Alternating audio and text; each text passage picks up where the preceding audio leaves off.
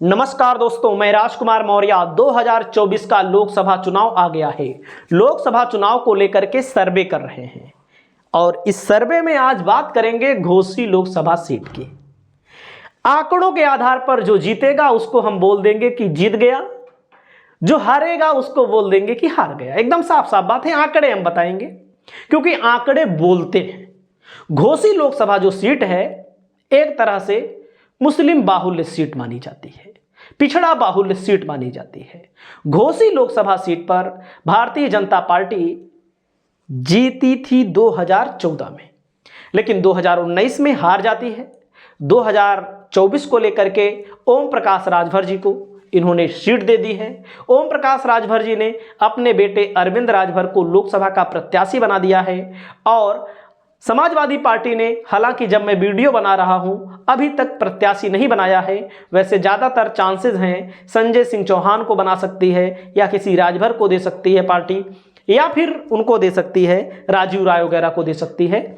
हालांकि समाजवादी पार्टी का मजबूत बेल्ट रहा है हमेशा से घोसी की सीट पर एक एक विधानसभा का रिजल्ट मैं आपको दे रखूंगा, क्योंकि हमारा मानना है जो लोग मोदी को वोट देते हैं वही लोग योगी को वोट देते हैं। क्योंकि अगर 1-8% इधर उधर होता है तो कुछ लोग मोदी को भी नहीं पसंद करते, कुछ लोग योगी को भी नहीं पसंद करते। ऐसा हमारा मानना है, आपका भी मानना होगा। जब दोनों पार्टियों की तरफ से हमारा मानना, एक विधानसभा रिजल्ट है, एक लोकसभा रिजल्ट है, ये आंकड़े हमारे मानने में हैं और हमारे मानने में हमारे जो बेस फैक्ट है, जो मैं जिस फैक्ट पर आपको बताने जा रहा हूँ, बेरोजगारी, महंगाई, तमाम चीज़ें, बेईमानी, छिनैती, डकैती सब शामिल कर लीजिए आप।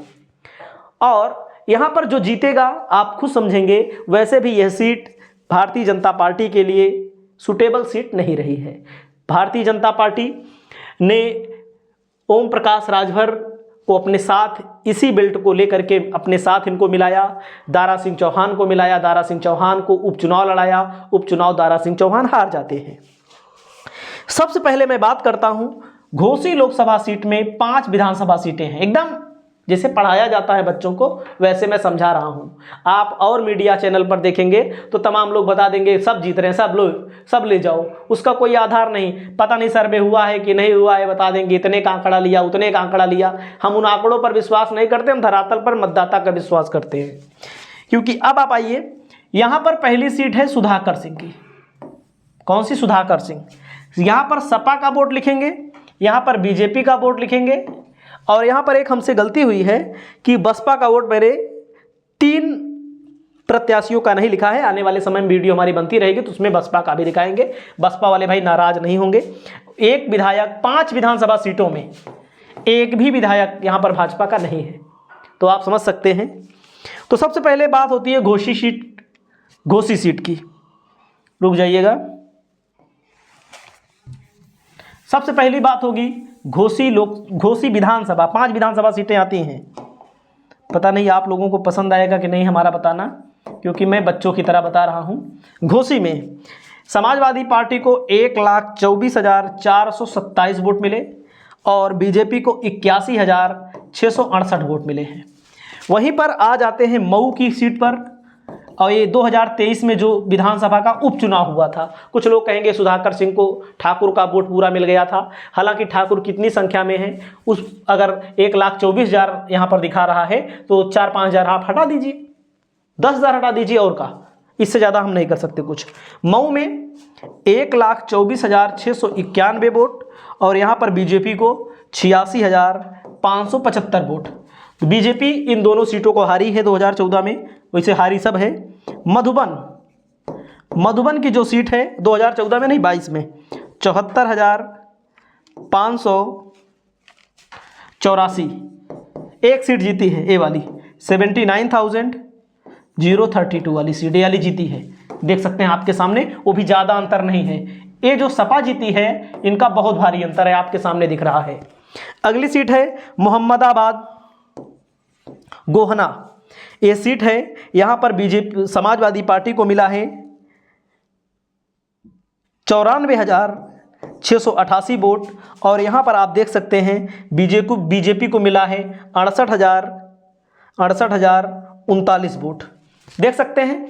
और यहाँ पर अगली जो सीट है रसड़ा, ये बलिया जिले की आती है, बसपा ने इसी को जीता है। यहाँ पर भाजपा की बहुत बुरी स्थिति थी, यहाँ पर बसपा जीती थी। सपा को कितना वोट मिला था इसको मैं पहले बता दूं, 81,304 वोट। हालांकि यहाँ पर 24,000 वोट भाजपा को मिला था। कितना? 24,235 वोट भाजपा को मिला था। अगर हम इसको टोटल करते हैं तो मैं टोटल करके आपको बताता हूं। पहले यहां पर 5 लाख वोट समाजवादी पार्टी को मिला है। हालांकि गठबंधन में बीएसपी थी, लगभग 5 लाख वोट यहां पर मिला हुआ है। यहां पर 3,60,000 वोट नहीं, 3,40,000 किसको मिला है? भाजपा को मिला है।